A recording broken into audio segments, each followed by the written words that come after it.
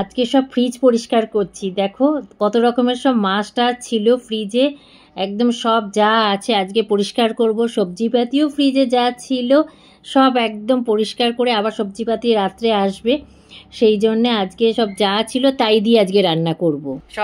সবাই বেরিয়ে গেল, মেয়ে পড়তে চলে গেল, স্যার ওকে নিয়ে গেল, এবার একটু রেস্ট নিলাম। সকাল থেকে রান্না বাড়ি একেবারে যুদ্ধ চললো, বেরিয়ে গেল। আর তখন কিচ্ছু ক্যামেরা হাত দিয়ে কিচ্ছু কাজ করিনি, পুরো আধ ঘন্টা পুরো রেস্ট নিলাম। এবার সমস্ত কাজে হাত দেবো, ঘরের কাজ, বিছনা পরিষ্কার করা, কাপড় জামাগুলো সব রেখে গেছে সেগুলো মেলবো।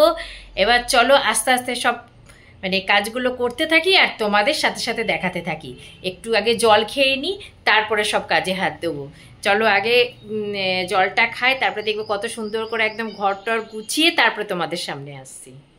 স্যার মেয়েকে দিয়ে আসলো, এসে বলল আজকে আর চা খাবো না, ফল টল কাটো, ফল খাবো, বাইরে প্রচণ্ড গরম আর চা খেতে আর ইচ্ছা করছে না। যে ঘরগুলো সুন্দর করে পরিষ্কার পরিচ্ছন্ন করলাম, নতুন চাদর টাদর পেতে ঘর টর পরিষ্কার করলাম, তাই এক ঝলক তোমাদের সাথে দেখানো হয়নি।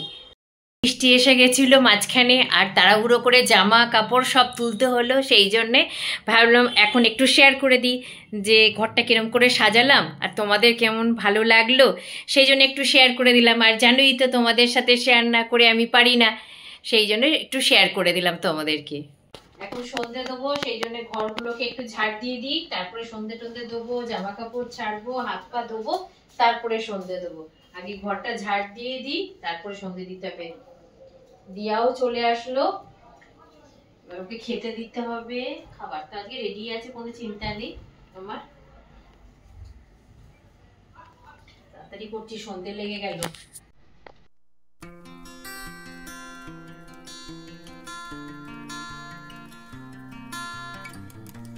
গুড ইভিনিং ফ্রেন্ড, একেবারে চলে আসলাম চা করে সবার জন্য। 3 কাপ চা করে নিয়ে এসেছি, 2 কাপ দুধ চা আর একটা হচ্ছে র চা। র চা স্যার খাবে, আর আমাদের জন্য দুধ চা নিয়ে আসলাম করে।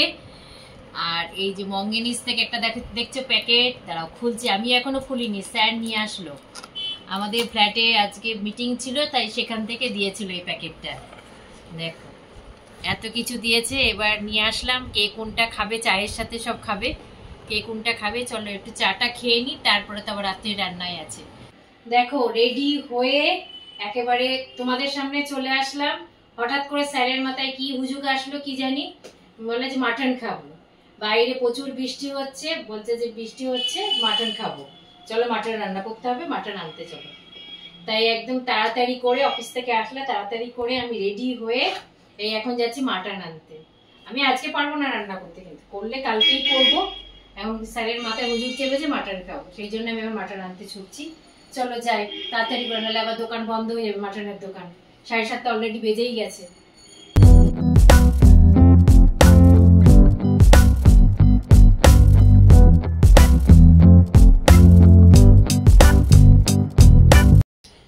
দেখো এই চলে আসলাম বাজার থেকে, এসে হাত পা ধুয়ে ফ্রেশ হলাম, রুটি করলাম, তারপরে তোমাদের সাথে আসলাম। এই কি নিয়ে আসলাম, কালকে হবে মাটন কষা, সকালবেলা হবে মাটন কষা। চলো এবার এগুলোকে ভালো করে ধুয়ে টুয়ে রেডি করে রেখে দিই, কালকে সকালের জন্য রান্না হবে, তাই জন্য এখন ধুয়ে টুয়ে পরিষ্কার করে রেখে দিই। আজকের মতো যদি কিছু ভালো লাগে থাকে ব্লগটার মধ্যে লাইক কমেন্ট শেয়ার করতে ভুলো না। Please subscribe my channel.